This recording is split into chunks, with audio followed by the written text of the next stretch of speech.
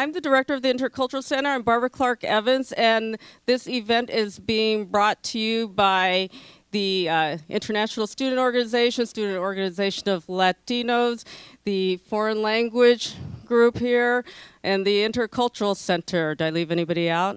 Carla? No. All right, super. And so, we're honored today to have George Adams here, who is the director and producer of Panic Nation, which is about the anti-immigration law in Oklahoma. So he's going to show you some clips and also have some discussion with you.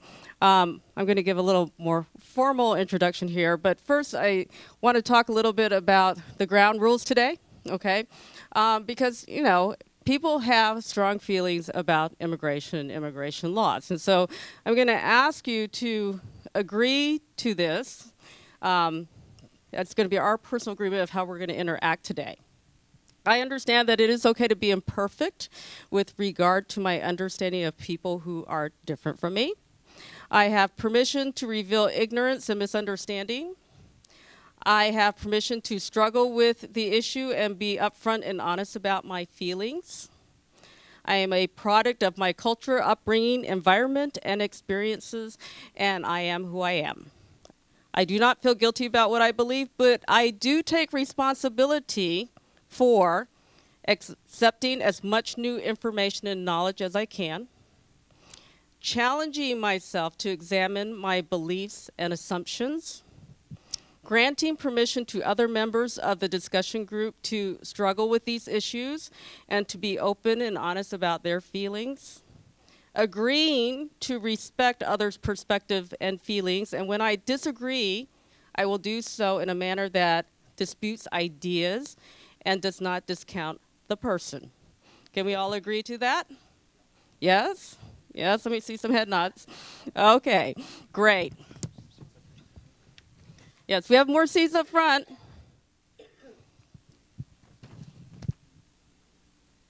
Well, George Adams is the producer, writer, and director, and I understand also actor, not in here, but in the past, of this multi-award winning documentary, Panic Nation. And as I said before, it's about the anti-immigration law in Oklahoma, and many of the other anti-immigration laws that have come since then have been based on this law. Some of George's other credits includes producing Torn from the Flag and producing and directing numerous theatrical productions in New York and Los Angeles, such as Fool for Love and Insanity for Mary Gerard. So please welcome our guest today, George Adams. Thank you. Thank you, Barbara. Thank you so much. It's a pleasure to be here. Thank you very much for having me and for this opportunity to share with you.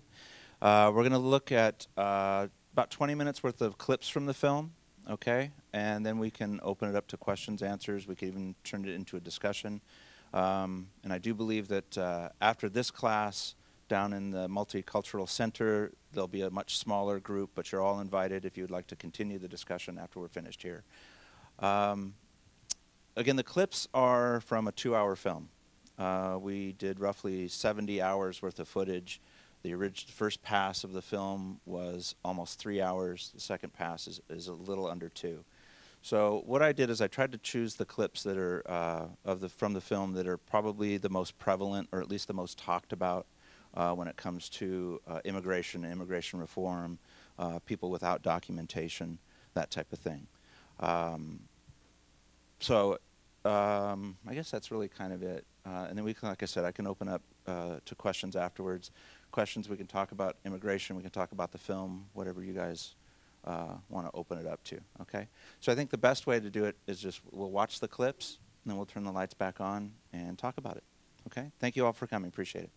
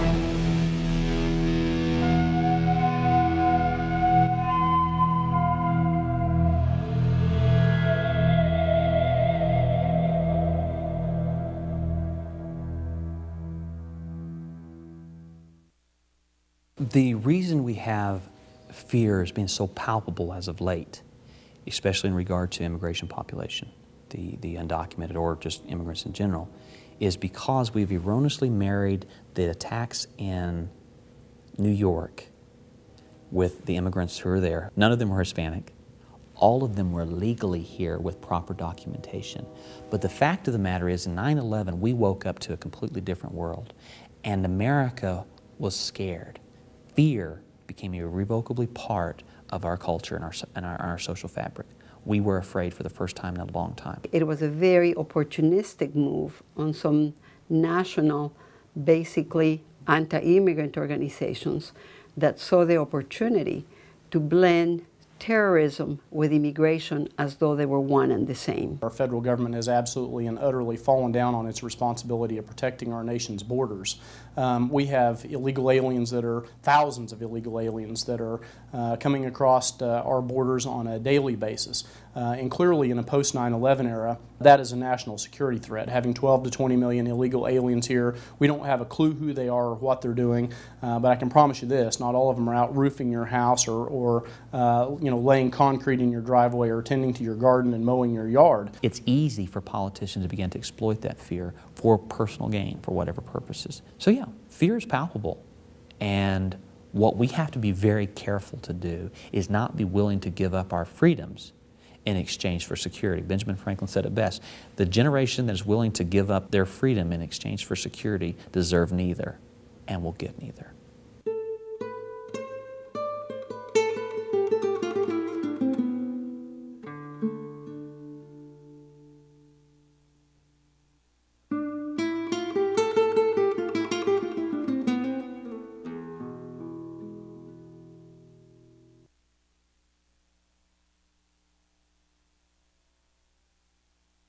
The very first example of an anti-immigrant bigot was Benjamin Franklin, who had a problem with the Germans. Franklin said of the Germans, "Why should Pennsylvania, founded by the British, become a colony of aliens who can no more adapt our language and our culture than they can adopt our complexion?"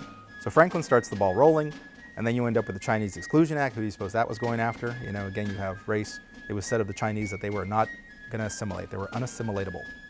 If they were too foreign, then you go to the Irish, where Henry Cabot Lodge, as a senator from Massachusetts, in the early 1900s said of the Irish, were diminishing the quality of our citizenship because they were take your pick. They're not very bright, they're getting into fights, they're drinking all the time because they're Catholic, they're having all these kids, and they're dirty. The Irish are dirty because they're doing dirty jobs that the blue bloods don't want to do. And then the Italians, you know, they're prone to criminal activity, so we passed an entire law in 1924-25 about the Italians to keep them out. And then obviously the Jews have never been welcome. We've never looked over the horizon and said, oh, look, Jewish people, we love Jewish people. Let's bring in more Jewish people.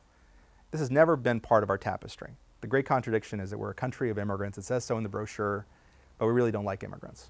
Hispanics shouldn't take it personally. It's just, it's the next wave.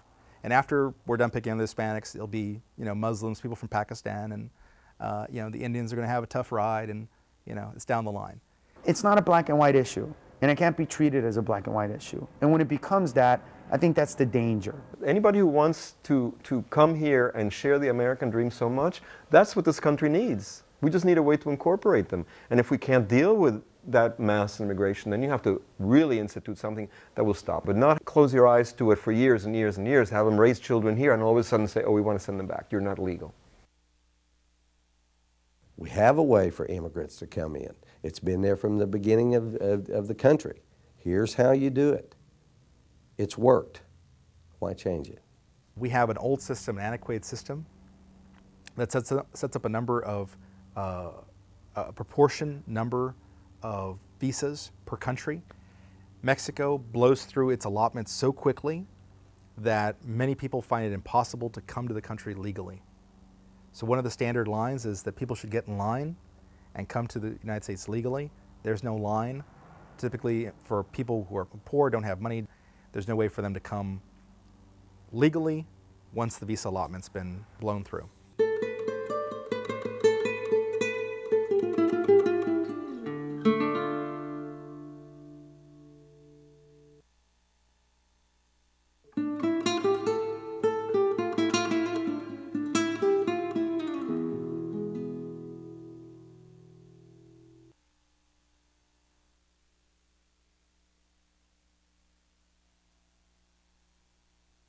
all of the federal laws are in place. If they were enforced, we wouldn't even be sitting here today. We wouldn't even be having this problem. There are laws, and that when those laws are broken, people have the right to, to be angry and to question whether those laws are valid or not. I mean, look, on the one hand, you can't blame people for trying to cross a border to make their lives better, to make the lives of their family members better.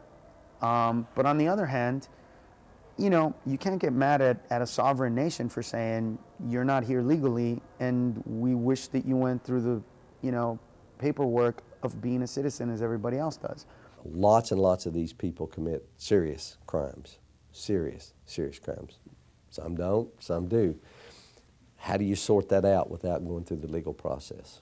If you want to talk about public safety and security, we need to know who comes in the country, and we need to provide a mechanism so that we know who's coming in. They come in legally. We can exclude criminal elements, but we can bring in the workers that the country needs. They're all human beings, and for the most part, the one thing that the Mexicans I've worked with over these 30 years want to do is they want to come here, they want to live a peaceful life, they want to raise their families, and they want to experience a place where there's opportunity. The federal government's failure to police our nation's borders has functionally turned every state into a border state, and it functionally imposes a tax on each and every one of our citizens, particularly in the areas of health care, education, welfare, and corrections. The right formulation is the three-part formulation that President Bush offered. I think he had it essentially right.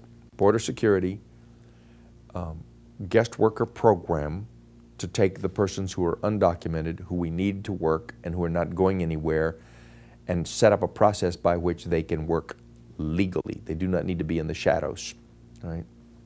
And thirdly, then, a path to citizenship which says you can afford to come out of the shadows and work, and we so appreciate your work that in due course, if you tick off a few more things, learn the language, pay a fine, etc., for your transgression, you can get on some path that in years will bring you to citizenship. You don't get it immediately, you earn it. Our group would not at all support any kind of a bill or a policy whereby illegal aliens can pay for their citizenship. That is totally un-American. It is the furthest thing from what our founding fathers had for us. The citizenship here in America is so precious, and it is not for sale, should not be for sale. And for anybody even to suggest that, again, I would ask, what are your motives? Why do you want that? Why would you want somebody that came across the border, violated every law, they lie to get here, they steal to get here, they break every law in the United States to stay here, and then you want to offer them this precious thing called citizenship? Those folks are not the type of people that built this nation 400 years ago. Our nation was not built on folks who set up their own rule of law. I'll let it stand at that. I don't know, frankly, that anyone should be surprised that states like Oklahoma or legislators like me have stepped forward to act. The reality is that it has always been the states that have stepped in to fill policy voids that have been left by the federal government. They simply hope that if you create an inhospitable climate, they'll eventually just pack up and move. And there's some evidence of that happening now, but not because of an inhospitable climate, but because of a sour economy. But it's a temporary fix because when the economy gets better, they come back again.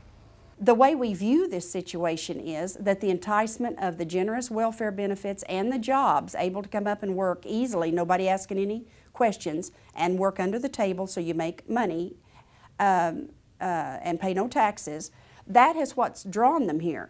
So our feeling is, if you eliminate the magnets, if you cut off the jobs, and if you cut off the public assistance or entitlement benefits, you cut off those two things, people will just simply self-deport. And you give state and local law enforcement the ability to begin enforcing federal immigration law, then you don't have to worry about mass deportations, these false arguments that people make in that regard. The truth of the matter is that illegal aliens will simply self-deport. They will leave. They're not going to come into the United States if they cannot have a job that is going to supply their bread and beans, you know, and their daily needs.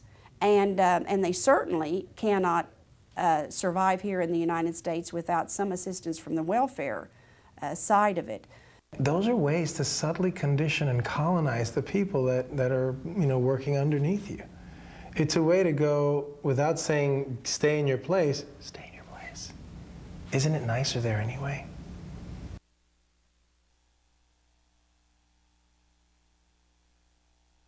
I ran in conservative Republican political circles where the problem of illegal immigration certainly was a topic that got an awful lot of attention. I bought into, frankly, the urban mythology, the legend, if you will, that you know, this is really more of a federal issue than it is a state issue. So even after I got elected, frankly, I thought there wasn't a whole lot that could be done here at the state level. But I had a number of friends and colleagues who kept after me, isn't there something that you can do about the illegal immigration problem?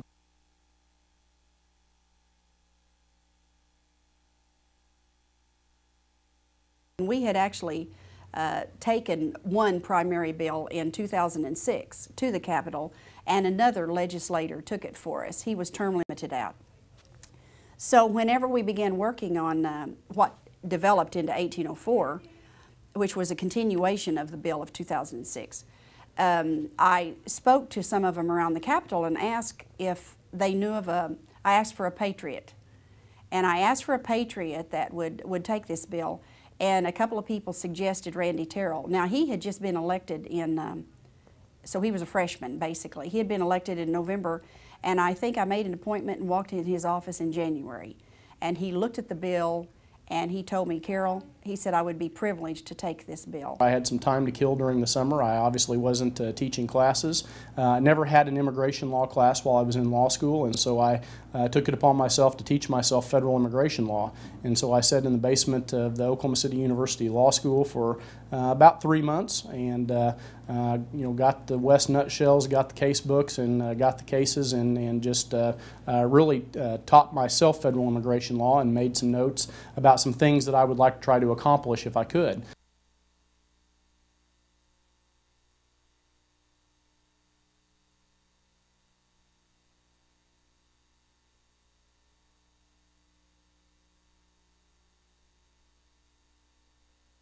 And that actually became the genesis for what I would consider to be the father of House Bill 1804, which was House Bill 3119. That was the original, and as far as I know, the first omnibus state-level immigration reform measure that was introduced in the nation.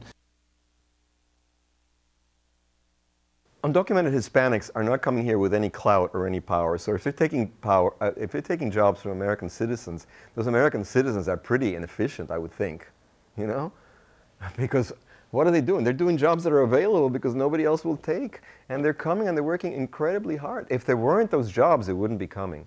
But we're just not making provisions for them to come under the umbrella of the law. Hispanics have come to the United States because of opportunity. As a guy told me, he said you can work from sunrise to sunset in Mexico and make just enough money to eat.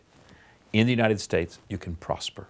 So he left what he knew and came to a place where he didn't know anything, because he wanted to be in a place where he could work from sunrise to sunset. That was okay, but you could make enough to get ahead here. The Latino work ethic is so strong that people don't care if the work is menial, if it's dirty, if it's uncomfortable, if it's arduous. If that brings an income that they can provide for their families, they're glad to do it. I wish that we had the ability to get rid of all 12 million illegal aliens and then see who's going to do those jobs. And then when those jobs don't get filled, or when, you know, teenage kids start going, I ain't doing that. I ain't doing that shit. And then, you know, all of a sudden we're like, where are those people that wanted to work for this? It is an extension of this argument that there are jobs that Americans just aren't willing to do. How unbelievably insulting is that? The reality is that there is no job that an American citizen won't do. They just won't do it at the wage rates and non-existent benefit levels that are paid to illegal aliens to do it. They say the problem is the wages. The employers are the bad guys. The strawberry farmer in Carlsbad, California, or in Oxnard, California, who says that in 25 years of growing strawberries, he's never had an American come to him and say, can I please pick strawberries? It's been my lifelong dream to pick strawberries. My guidance counselor said I'd be good at it. That's never happened. He's never had an American come to him. The problem in their mind, people who believe this, is that farmer. He's the bad guy. He's just not paying enough money. There are Americans that will work if they're paid. Some of these places like the meat processing plants and stuff that have been raided and they've eliminated a lot of their underground employees, they've lined up for blocks around those plants for a job, Americans. And they paid them a little more. And for the people who believe in this economic argument, they point to that and said,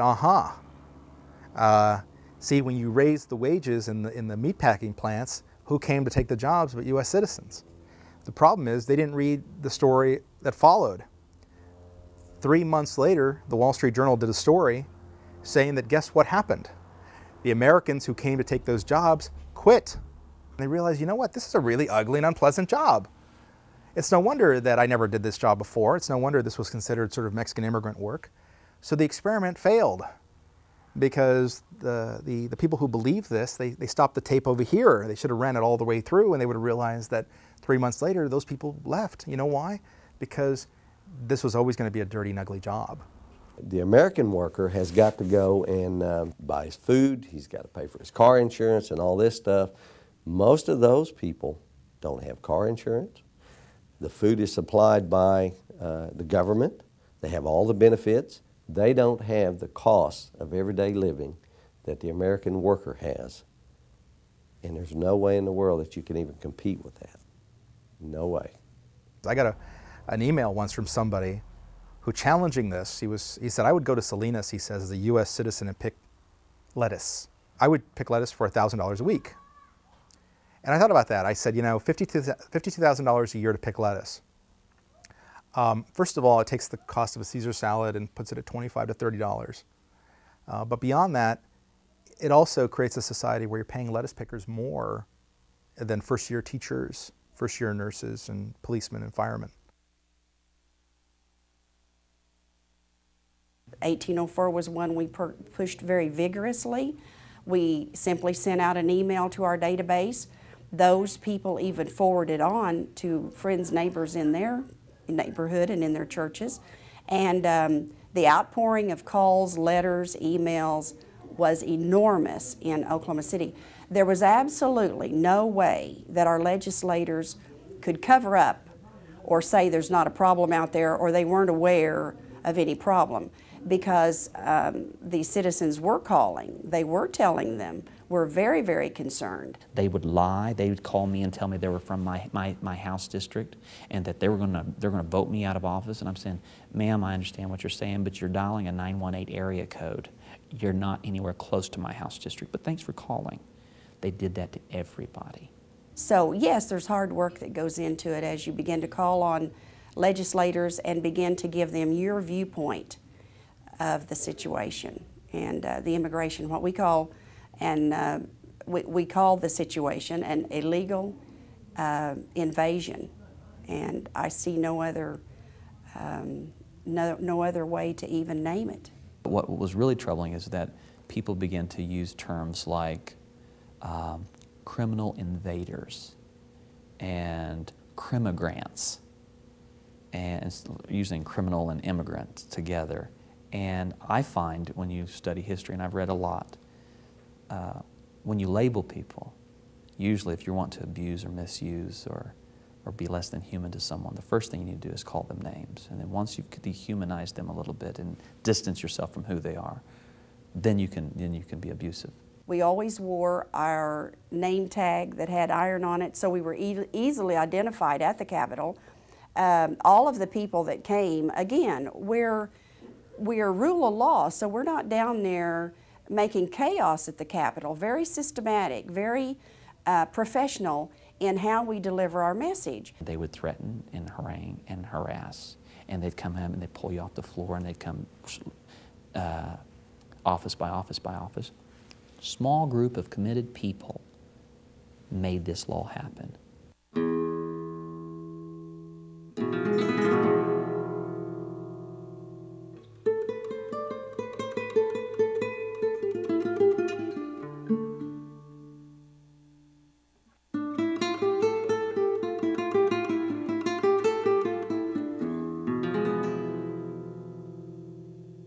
When the final vote came down, there were probably something like 150 people in the gallery looking down at the senators.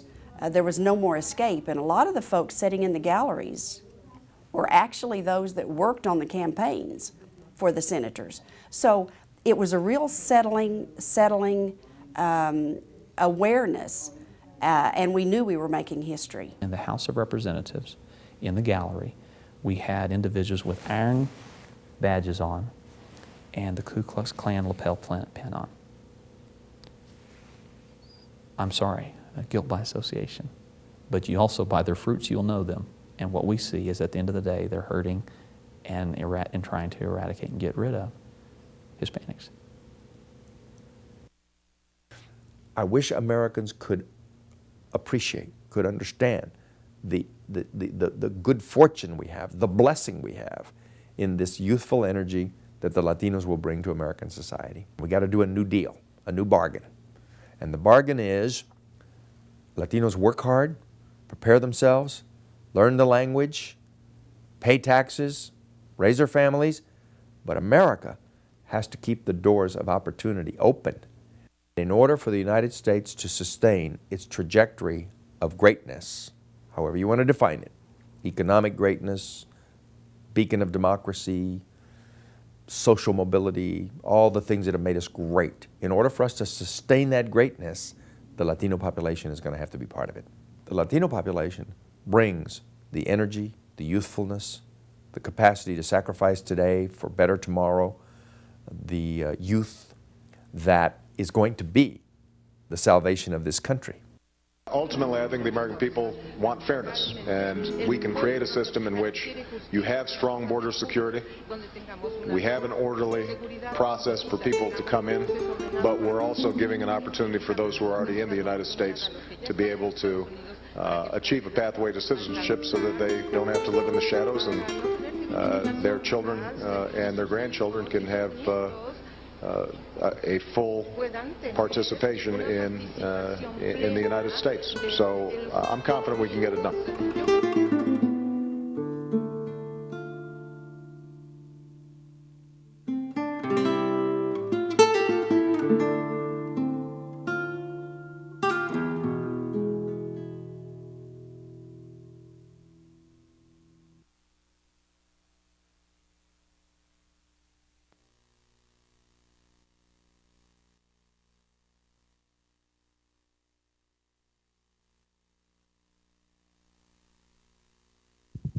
Thank you. Like I said, that's 24 minutes worth of clips from a 2-hour film. It's unfortunate, but you can kind of take any of these people and plug them into Tennessee, Alabama, Arizona, and you get the same types of laws. Randy Terrell and Russell Pierce are actually good friends. Russell Pierce tried to one-up Randy. It was kind of almost a bet as to who could come up with a stronger law. Russell Pierce in Arizona came up with House Bill 1070. Randy Terrell is also friends with the Georgia senator who passed the Georgia Securities Act. Chris Kobach here in Kansas, he worked with Fair and Russell Pierce to develop Arizona's law. Fair also helped Oklahoma. Fair and Chris Kobach have also helped Alabama. And those of you who are watching what's going on down there, it's gone back and forth. Thousands of people have left Alabama for fear, not just undocumented, but people with documentation. When you talk about the economy, there's dozens and dozens and dozens of farmers who don't have people to pick the crops. And people don't look at the bigger picture. If I'm a tomato farmer and I've got 50 people that normally show up to pick the crops, and this is based on a true story, the farmer had 6 people show up after the Alabama law was passed, after it was enacted. 8 people, right? 6 to 8 people. So now his tomatoes go bad. And those of you, I mean, this is Kansas, those of you who know agriculture know that usually the farmer lives from crop to crop. Okay, so if I don't make it this crop, chances are I'm going to either have to borrow money from the bank or I'm going under next season, right? Thousands and thousands of dollars worth of tomatoes went rotten, sat on the vines because there was nobody there to pick them. And what people don't look at the bigger picture is the grocery store still has to buy tomatoes. There's still a public that wants that tomato. They're going to go to some other farmer and buy the tomatoes. Chances are they're going to go to out of state. They're going to go to either Arkansas or they're going to go to Florida to buy those tomatoes. Well, now they have to pay, the grocer has to pay that extra price to have them trucked in, because now they're driving another 150, 200 miles to truck in those tomatoes. So the farmer's not going to take that. I mean, they're going to pass that price on to the grocer. The grocer then passes it on to the public. So now I'm paying double what I would pay for that tomato. So it affects, these types of laws affect all of us, not just people of color, not just people without documentation, everybody. And like I said, these types of these types of laws have a failure because of the federal government not having federal reform. I get asked this all the time if I'm pro-illegal. I'm not pro-illegal. That would be, to me, that doesn't make sense. I want people to be able to come into the country legally, but there has to be a way for people to come into the country legally, not an antiquated system that the last time that something was reformed was in the 1950s. We're beyond that. But I think a patchwork of state-sponsored immigration laws that breaks up families, that erodes our civil liberties, that is a detriment not just to the economy but to society as a whole, that's wrong, my opinion.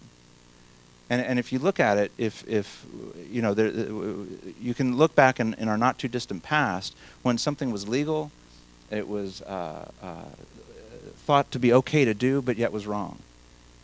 Was it wrong to tell Rosa Parks to sit in the back of the bus because she was black?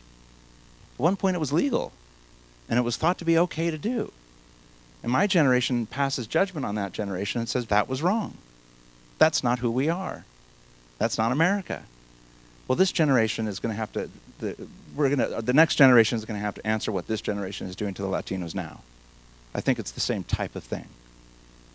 Because if Mr. Congressperson, Mr. Representative, if you're willing to spend this time, money, and energy to create a law that breaks up families and kicks people out, but yet on the same breath you say that you're not a racist, that you're doing it because these people are here illegally, then I would challenge that person to think outside the box. If the federal government isn't doing their job, then why not say, you know what, it's okay to stay in the state of Alabama if you're here illegally, but what we want you to do is come in and fill out some paperwork.